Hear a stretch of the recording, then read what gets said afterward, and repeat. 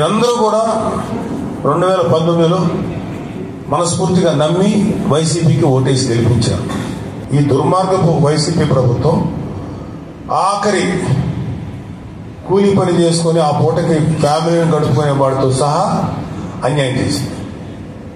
అన్ని రకాలుగా చాలా మంది కాంట్రాక్టర్స్కి 70-80 వేల కోట్ల రూపాయలు ఈ ప్రభుత్వం బాకీ పడింది.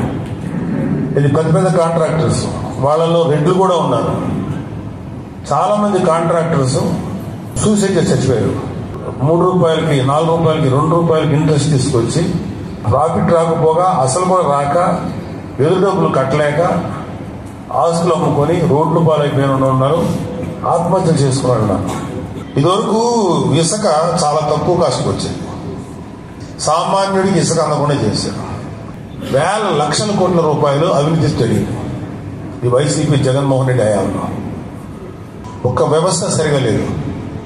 ప్రజల్లో ఇంకొక 2 సంవత్సరాలు కనుక ఇలాగుంటే అసలు ఏ రాజకీయ ప్రభుత్వం పార్టీ అక్కర్లా, ప్రజలే లేచెల్లి కర్రలు కత్తులు తీసుకొని కనపడిన నాయకుడు కనపడినట్టుగానే ఏదైనా చేసేస్తారు. అలాంటి పరిస్థితులు రాబోతున్నాయి. శ్రీలంకలో ఇలాంటి పరిస్థితి వచ్చింది. ఈ జగన్మోహన్ రెడ్డి ప్రభుత్వం కనుక ఇంకొక 2 ఏళ్ళు ఉండుంటే అదే పరిస్థితి వచ్చేది. లక్కీగా అతని అదృష్టం ఏంటంటే ఎలక్షన్స్ రావడం.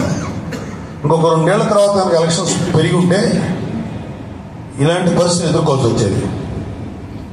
సో మనందరి అదృష్టం కూటమి ప్రభుత్వం పవన్ కళ్యాణ్ గారు కూటమిని ఏర్పాటు చేయటం, జనసేన, టీడీపీ, బీజేపీని ఒక కలిసికట్టుగా ముందుకెళ్ళి ఇలాంటి నీచమైన ప్రభుత్వాన్ని, ఇలాంటి నీచమైనటువంటి ప్రభుత్వాధినేతని గద్దె దించడానికి ముందుకెళ్తున్నాం.